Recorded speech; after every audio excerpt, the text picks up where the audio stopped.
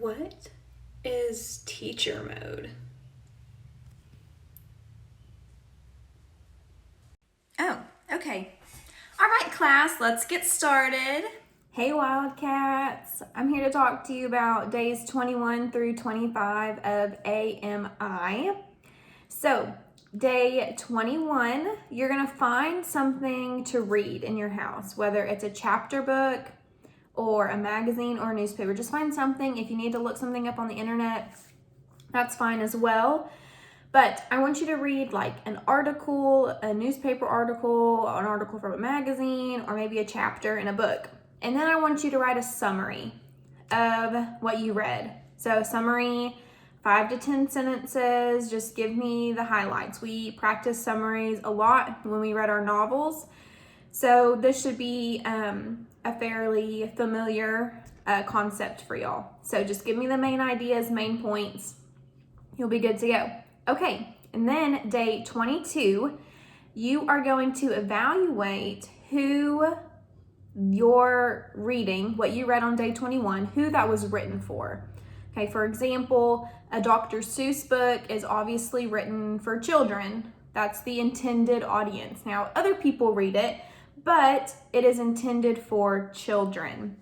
Just like maybe a informational article about bees is intended for someone interested in bees. Does that make sense? So what group of people is the reading that you read on day 21 intended for? Who did the author write it for? Okay.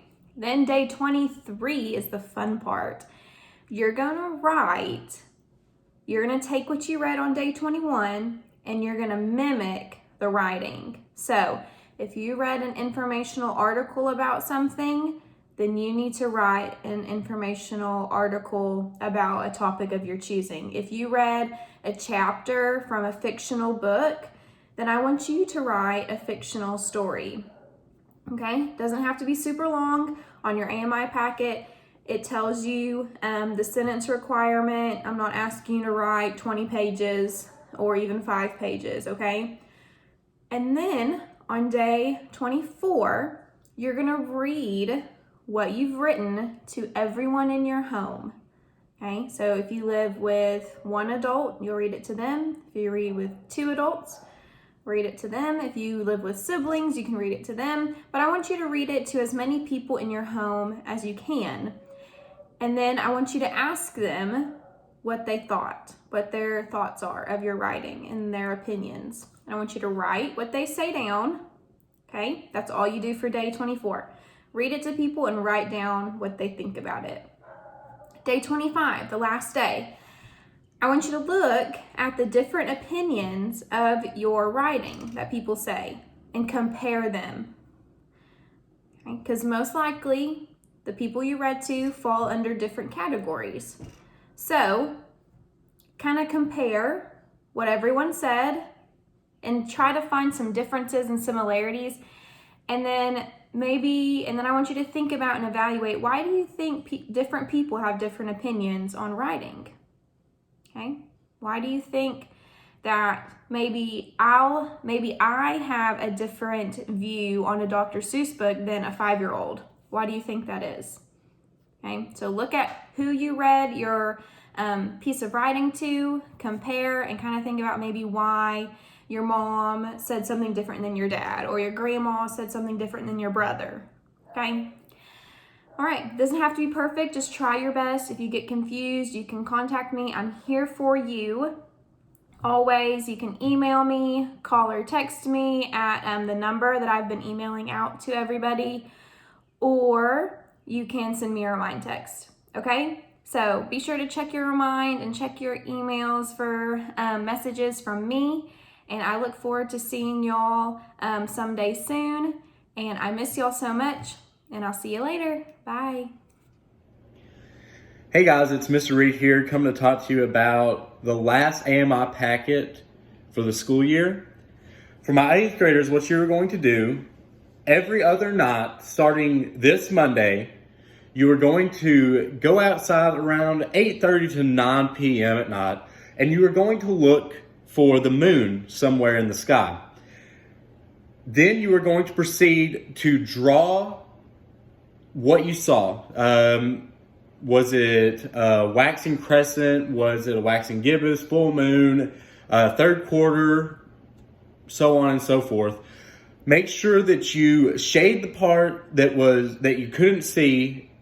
That way I can know what you did, like which phase of the moon you saw that night. Now, you are not going to do this every night. You are just going to do this every other night. So you're going to do it Monday, Wednesday, Friday, skip Saturday and Sunday, do it the next Monday, and then Wednesday. You don't have to worry about that next Friday. You could just turn in your work. That way you have 5 moon drawings that you have put on one piece of paper. Now, you're going to draw the moon, make sure to shade the side like I said. Also, what you are going to do is you're going to tell me the moon phase. Okay? So those 2 things.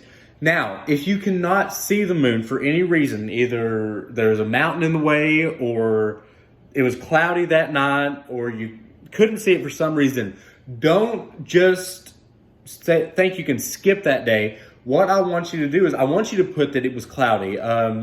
I want you to put that the mountain was in the way, I can't see the moon because it was too low. Whenever we're talking about science, you can't just ignore something or an observation that you made just because simply it wasn't there. You still have to document why it wasn't there. Maybe it was too cloudy. Maybe the moon couldn't shine through the clouds, or maybe there was just a mountain in the way. You need to tell me that information. So that is what you are going to do. That is all your next week's AMI. That is all you're having to do. Just write that down on a piece of notebook paper, just 5 observations of the moon. Keep staying safe, and we'll see y'all later. Hey, 8th grade. This is the last AMI packet. I know you're glad to hear it. I miss you all. Every day the instructions for the packet have very specific instructions that tell you exactly how to do the work. If you need more help, email me. I haven't heard from many of you. Love you. Take care. Be good.